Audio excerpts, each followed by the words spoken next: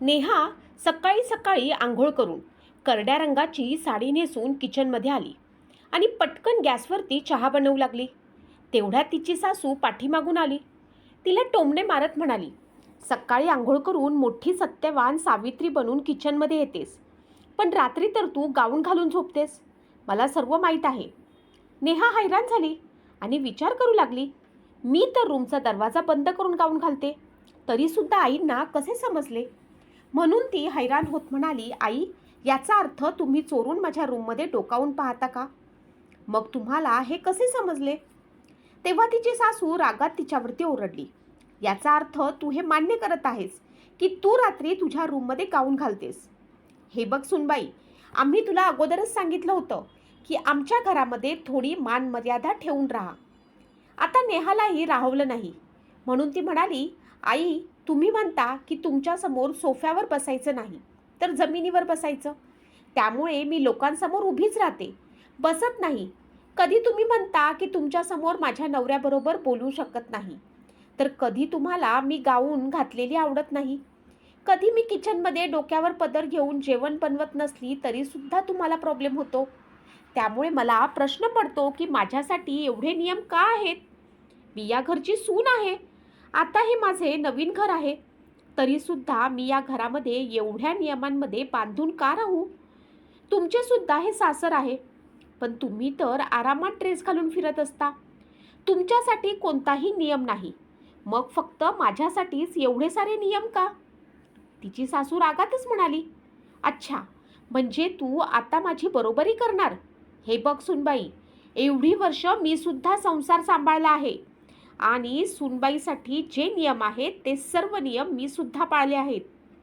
पण आता मी सासू बनली आहे, त्यामुळे मला कोणतेही नियम पाळण्याची गरज नाही. तुझी वेळ आली आहे, त्यामुळे तुला हे सर्व नियम पाळावे लागतील. थांब, आजच मी तुला अद्दल घडवते. तू माझ्यासमोर तोंड चालवत आहेस ना? असे करून तू तुझेच नुकसान करत आहेस. एवढे बोलून सासूबाई रागातच तिथून निघून गेल्या. आता नेहाला आपल्या नवऱ्यासाठी नाश्ता बनवायचा होता, म्हणून ती पटपट नाश्ता तयार करू लागली. आज नाश्त्याच्या टेबलवर सर्वजण रागातच बसले होते. तिचे सासरेसुद्धा तिच्याकडे रागीट नजरेने पाहत होते.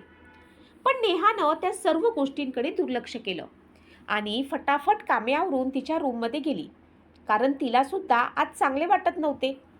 ती विचार करत होती की लग्नानंतर सासू सासऱ्यांबरोबर प्रेमाने मिळून मिसळून राहील, पण रोज अशी कोणती ना कोणती गोष्ट होत होती ज्यानं ती नाराज होत होती. थोड्याच वेळात तिच्या मोबाईलची रिंग वाजली. तिचे बाबा शरदरावांचा फोन होता. तिची आई आता ह्या जगात नव्हती, त्यामुळे तिचे बाबा तिच्यासाठी सर्व काही होते. तिने पटकन आपल्या बाबांचा फोन उचलला.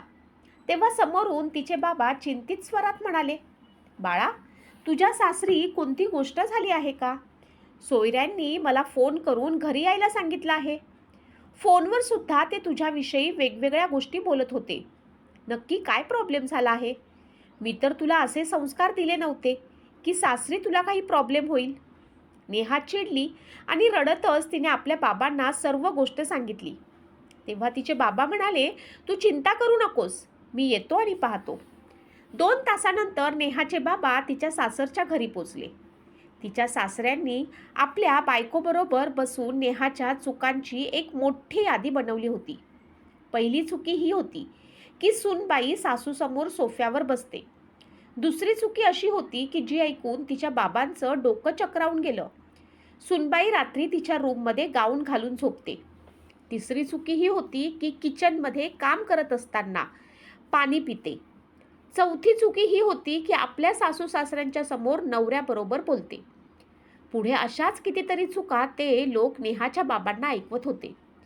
अशा चुकांची यादी ऐकल्याबरोबर शरदरावांना खूपच राग आला, म्हणून त्यांनी लगेचच आपल्या जावयाला फोन लावला. अभिजितने जसा फोन उचलला तसे शरदराव मोठ्या आवाजात म्हणाले, जावई बापू, हे सर्व काय आहे? तुमच्या बाबांनी माझ्या मुलीच्या चुकांची एक खूप मोठी यादी बनवली आहे. तुम्ही पटकन घरी या आणि तुम्हीच पहा की या सर्व गोष्टींसाठी मला एवढ्या लांबून बोलावणे योग्य होतं का? नेहाचे सासरे विठ्ठलराव रागातच म्हणाले, नेहाचे बाबा, तुम्ही हे काय बोलत आहात? तुम्ही अशा प्रकारे माझ्या मुलाला का त्रास देत आहात? अहो, तो ऑफिसमध्ये गेला आहे. शरदराव रागातच म्हणाले, तुम्ही माझ्या मुलीला परेशान करत आहात, मला परेशान करत आहात, मग मी तुमच्या मुलाला का बोलू शकत नाही? माझ्या मुलीची जबाबदारी तुमच्या मुलाची सुद्धा आहे.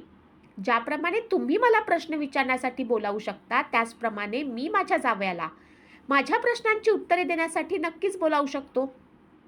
आणि त्यासाठीच मी माझ्या जावयाला बोलावत आहे. आज तर निर्णय होऊनच राहील, कारण तुमच्या सततच्या तक्रारीनं मी परेशान झालो आहे. अरे, मी तुमच्या घरी माझ्या मुलीचं लग्न करून दिलं आहे, कुठल्या खेळण्यातील बाहुलीचं नाही. त्यामुळे तुमच्या बोलण्यावरती तिचे आयुष्य जगेल. तुमच्याही 2 मुली आहेत ना, त्यांची सुद्धा लग्न झाली आहेत. मी त्यांच्या सासरी ही यादी घेऊन जातो आणि त्यांना सांगतो की सूनबाईच्या चुका कशा काढल्या जातात. आपल्या मुलींची गोष्ट ऐकल्याबरोबर विठ्ठलराव थोडे शांत झाले, पण त्यांची बायको रागातच ओरडत म्हणाली, माझे घर बर्बाद करण्यासाठी तुम्ही तुमच्या मुलीचं लग्न आमच्या घरात करून दिलं आहे का? आता माझ्या मुलींचं घर बर्बाद करण्याचा विचार करत आहात का? जर तसा प्रयत्न केलात ना, तर मी तुमच्या मुलीला शांततेत श्वास सुद्धा घेऊ देणार नाही. शरदराव दुःखी स्वरात म्हणाले, तसेही माझी मुलगी या घरात शांततेत श्वास सुद्धा घेऊ शकत नाही. पण अजून सुद्धा तुम्ही लोकांनी तुमच्या वागण्यात बदल केला नाही, तर मात्र ही गोष्ट तुमच्या मुलींच्या सासरच्या घरापर्यंत नक्कीच जाईल. शरदरावांचं असं रूप पाहिल्यानंतर आता सुलोचनाताई सुद्धा शांत झाल्या होत्या. 15 मिनिटाच्या आतच अभिजित घरी आला. शरदरावांनी ती यादी अभिजित समोर ठेवली आणि म्हणाले, हे बघ बाळा, तुझ्या आईबाबांना माझ्या मुलीमध्ये एवढ्या सर्व गोष्टींची कमी दिसते.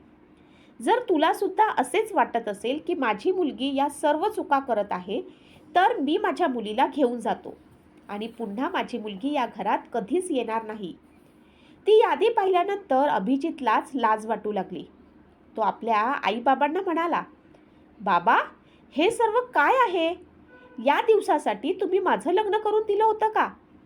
एका बाजूला तुम्ही म्हणता की सूनबाई हे तुझं नवीन घर आहे आणि तू तुझ्या मनाप्रमाणे या घरात राहू शकतेस, पण माझ्या नकळत मात्र तुम्ही तुमच्या सुनेला तिचं स्वातंत्र्यच देत नाही.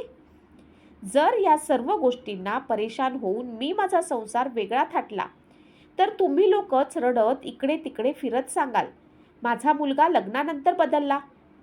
पण प्रत्यक्षात माझ्या लग्नानंतर मी बदललो आहे की तुम्ही लोक बदलले आहात? हे तुम्ही थंड डोक्याने विचार करून बघा.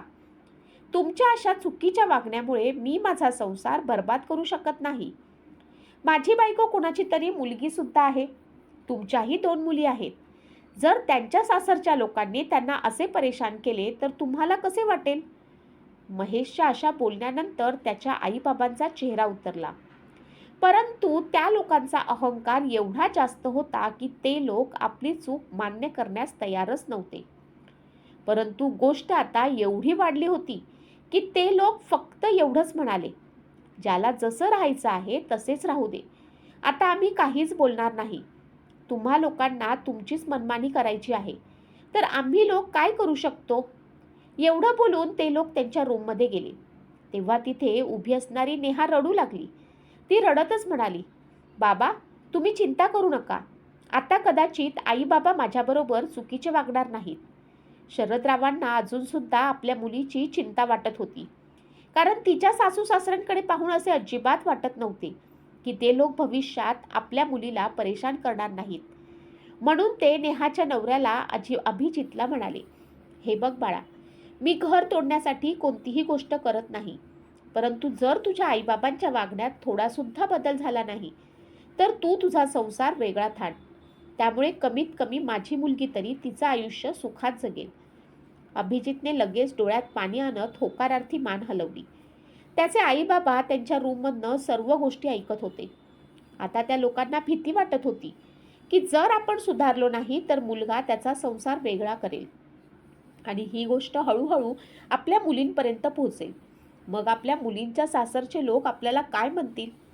या भीतीपोटी ते दोघे एकमेकांजवळ बोलू लागले की आता आपल्याला आपल्या सुनेला परेशान करून चालणार नाही.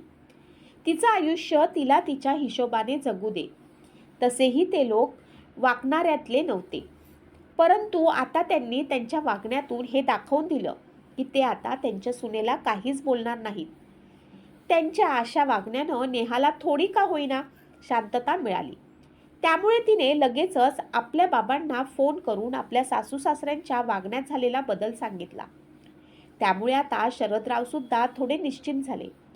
त्यांच्या मनाला ह्याच गोष्टीची शांतता मिळत होती की त्यांचा जावई खूप समजदार आहे आणि जर का त्याचे आईबाबा चुकीचे वागले तर तो लगेचच त्यांच्या विरोधात पाऊल उचलेल. काही सासरची माणसे अशीच असतात. त्यांना वाटते की आपली सून आपण जणू काही खरेदी करून घेऊन आलो आहोत. त्यामुळे ते त्यांच्याच हिशोबाने स्वतः वागत असतात आणि आपल्या सुनेला सुद्धा वागण्यास भाग पाडत असतात. परंतु आपल्या घरात आलेली सून सुद्धा एक माणूसच आहे. कोणाची तरी मुलगी आहे ही गोष्ट ते लोक विसरून जातात. तिच्याही काही इच्छा असतात. अशा परिस्थितीमध्ये तिला टोमणे मारणे किंवा त्रास देणे चांगली गोष्ट नाही. रसिक श्रोते हो, ही कथा तुम्हाला आवडली असेल तर लाईक करा, शेअर करा, सबस्क्राईब करा आणि एक गोड कमेंट द्यायला विसरू नका. धन्यवाद.